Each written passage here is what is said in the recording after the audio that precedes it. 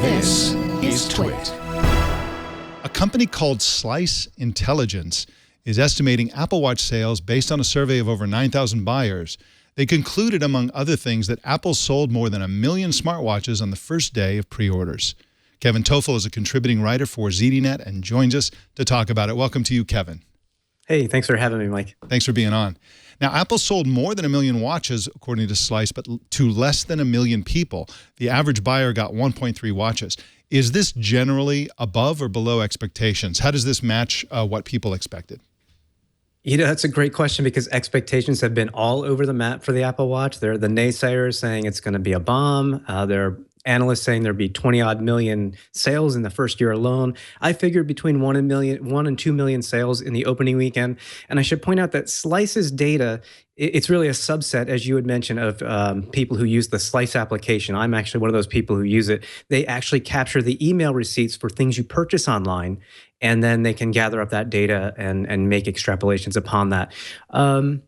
You know, it's, again, about 1 million watches in the first day, and that's specifically in the US. So we don't even have numbers for outside the US yet. So it's possible that, you know, Apple Watch first weekend pre-orders could well be into the 2-3 million area, which wouldn't surprise me at all. So, Kevin, when I ordered mine, and I think I have the same story you do, I tried to order the Sport Space Gray with the black band and immediately was back ordered. I mean, I was right there at midnight and couldn't get my order until mid-May. Which ones were the most popular? I'm assuming based on my experience that watch was the most popular. What do you know? Well, yeah, I'm definitely in the same camp. I tried to order the Space Gray with Sports Edition with black wrist strap, and at 3:07 on the East Coast, my time, 7 minutes after order started, it was, you know, already put into May. So I won't see mine until you see yours.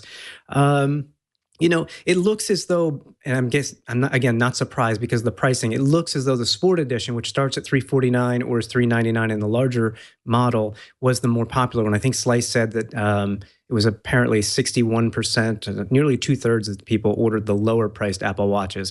It's really not hurting Apple though, because quite a few people did order that regular Apple Watch that starts at $549 or $599, plus there are band options, and 25% of the people who ordered bands ordered that Milanese or Milanese loop for $149, pushing the average price of those particular watch sales up to like the $707 mark. So clearly the Apple Watch Sport Edition, the low-cost one, was more popular, but again, when it all works out at the end of the day with the numbers, I don't think Apple's going to be hurt that much. Now, Apple did a really intelligent thing, which is that they have two sizes, a bigger one and a smaller one. They're both on the large size, as smartwatches tend to be.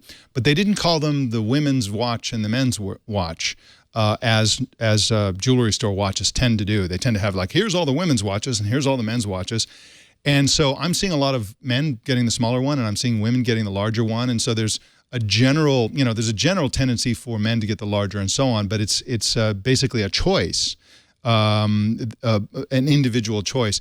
Which one is selling best, the big one or the small one?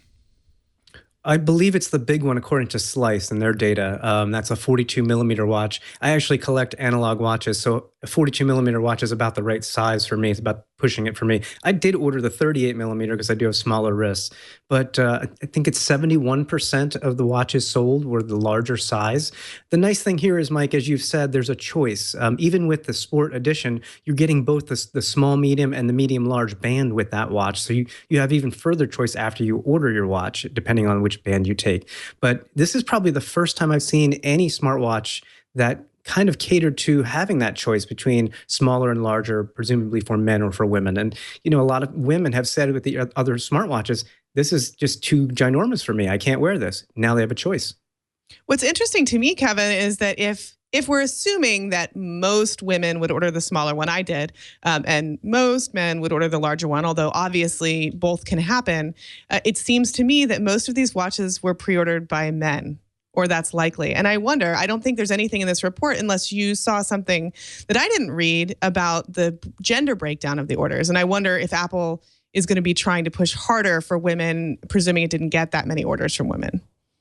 Yeah, that's a good observation. I would assume it was mostly men that were buying them, and it doesn't look like too many men bought many for their women. So, my guess is Apple will continue to push the whole fashion aspect of this. This is a new space for them, a new market for them. And with the fashion aspect, I think you will see more women be interested in this watch in the future. Again, more so than the other smartwatches that are out there, the competing smartwatches, because A, they're bigger, and B, they're, maybe a little bit too clunky looking for the women to, want to wear on the, as a night out on the town or something like that. It's interesting because we're talking about these sales, and these are actual sales, people actually ordering these smartwatches, but these are pre-orders. This watch has not actually been out in the wild unless you're a celebrity at Coachella or something like that. And so that's kind of a major fact to be considered.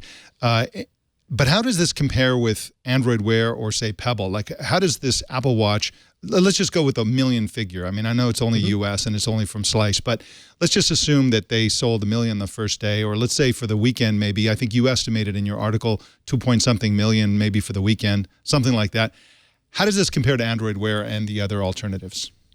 Well, we can look at both of those because we have figures from both Pebble and for Android Wear. Pebble's been around the longest. I think the Kickstarter was back in 2012, and it was just at the end of December, the end of 2014, that Pebble said, we just shipped our millionth watch. Now, that was before they announced their new Pebble Time, which, again, that was pretty popular and so on and so forth. But at least we have an actual figure there. It took them almost 2 years to ship 1 million watches. As far as Android Wear, we only have some information that came out maybe 2 months ago, and that was that approximately 720,000 Android Wear watches were shipped in 2014. Bear in mind, those watches didn't even start shipping till the middle of the year, so it's not a full year. Many vendors or hardware partners didn't even start shipping Android Wear until September, October, November. So again, not a full year, but already it's a safe bet to say that the Apple Watch has exceeded Android Wear sales, depending on assuming that Slice Intelligence data is accurate.